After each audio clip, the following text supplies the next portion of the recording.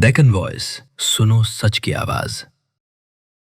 आज हम बात करेंगे इतिहास की एक ऐसी दोस्ती जिसने एक बहुत बड़े साम्राज्य को चुनौती दे डाली।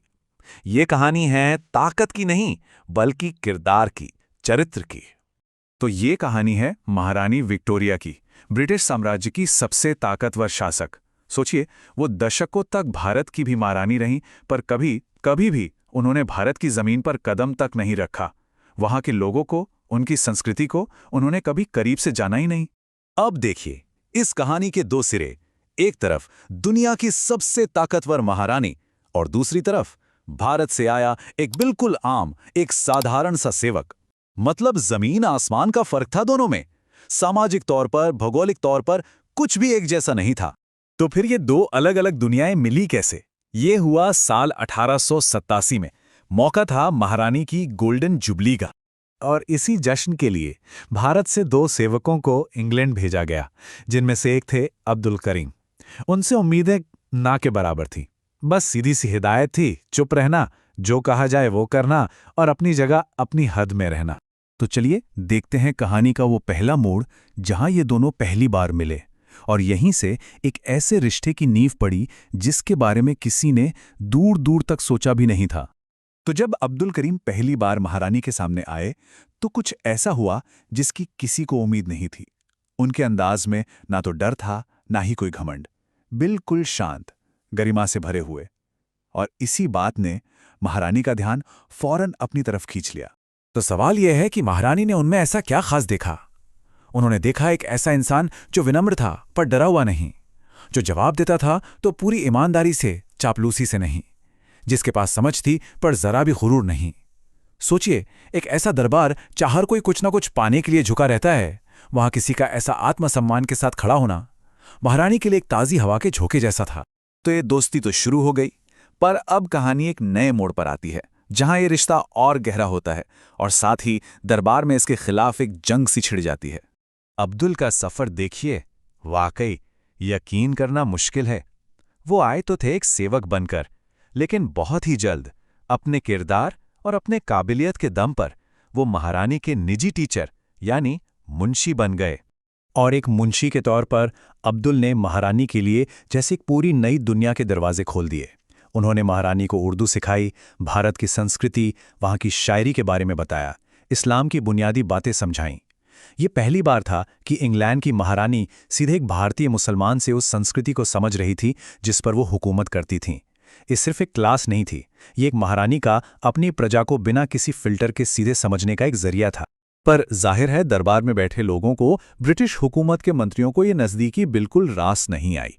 ऊपर ऊपर से तो उन्होंने कहा कि भाई, एक हिंदुस्तानी को महारानी को सलाह देने का कोई हक नहीं। लेकिन असल वजह कुछ और थी। असली वजह थी उनकी औपनिवेशिक सोच, उनका नस्लवाद। तो दरबार की इस नफरत और विरोध के सामने महारानी ने क्या किया? उन्होंने जो किया वो अपने आप में एक खामोश बगावत थी। बिना कोई शोर मचाए उन्होंने बहुत मजबूती से अपनी इस दोस्ती का बचाव किया। जैसे कि महारानी ने इस बात का पूरा ख्याल रखा कि महल में अब्दुल अपनी मर्जी से अपना धर्म मान सकें। उनके लिए हलाल खाने का इंतजाम करवाया गया, उन्हें नमाज पढ़ने के लिए वक्त और खास जगह भी दी गई। उस जमाने के हिसाब से ये कोई छोटी मोटी बात नहीं थी, ये बहुत बड़ी बात थी। ये दिखाता है कि महारानी हर तरह के भेदभाव से ऊपर उठकर एक इंसान के मजहब का, उसके विश्वास का सम्मान कर रही थीं। ये उस दौर के नस्लीय और सामाजिक सोच के बिल्कुल उलट था। लेकिन 1901 में महारानी विक्टोरिया का निधन हो गया और उनके जाते ही सब कुछ पलट गया। फौरन अब्दुल करीम को नौकरी से निकाल दिया गया। महारानी और उनके बीच के जितने भी खत थे उन सबको जब्त किया गया और जला दिया गया। मतलब उन्हें और उनके रिश्ते को इतिहास से मिटाने की हर मुमकिन कोशिश की गई। तो अब आते हैं इस कहानी के आखिरी और सबसे अहम हिस्से पर, जो हमें बताता है कि इस पूरी दास्तां का सबक क्या है और क्यों कुछ सच कभी दबाए नहीं जा सकते। शाही परिवार ने तो पूरी कोशिश की, पर सच को हमेशा के लिए दफनाया नहीं जा सकता। कई सालों बाद जब महारानी विक्टोरिया की पर्सनल डायरीज मिली, तो ये भूली बिसरी कहानी एक बार फिर से दुनिया के सामने आ गई। तो आखिर इस कहानी से हमें सीख क्या मिलती है? क्योंकि ये सिर्फ दो लोगों की दोस्ती की कहानी तो है नहीं, ये उससे कहीं ज्यादा गहरी है। सबक बहुत साफ है और बहुत गहरा। अब्दुल करीम किसी ओहदे या ताकत की वजह से आगे नहीं बढ़े थे। वो आगे बढ़े थे अपने किरदार की वजह से, अपने अखलाक के दम पर। जरा सोचिए, वो कौन सी खूबियां थीं? ईमानदारी, जो हर रिश्ते की बुनियाद होती है। गरिमा, यानी खुद की नज़र में इज्जत। विनम्रता, जो बड़े से बड़े इंसान का दिल जीत लेती है। और दूसरों के लिए सम्मान, चाहे वो कोई भी हो। यही वो किरदार था जिसने एक ऐसे साम्राज्य में अपनी जगह बना ली जो नस्ल और ओहदे के भेदभाव पर टिका था। और देखिए, ये सिर्फ इतिहास का एक किस्सा नहीं है, ये एक ऐसी सीख है जो हम सब के लिए है, हर जमाने के लिए है। ये कहानी हमें सिखाती है कि जब कोई इंसान अपने बेहतरीन किरदार को पेश करता है, अपने अखलाक के साथ जीता है, तो उसे इज्जत पाने के लिए दलीलों की जरूरत नहीं पड़ती। इज्जत खुद ब खुद मिल जाती है। और इस पूरी कहानी का निचोड़, इसका सार शायद इसी एक लाइन में है। अब्दुल करीम ने अपनी पहचान शोर से नहीं, अपने अखलाक से बनाई, और यही इस्लाम का असल पैगाम है। अगर आपको वीडियो अच्छा लगा तो वीडियो को लाइक एंड सब्सक्राइब करें। और नेक्स्ट आप कौन सा वीडियो देखना चाहते हैं कमेंट करके बताएं।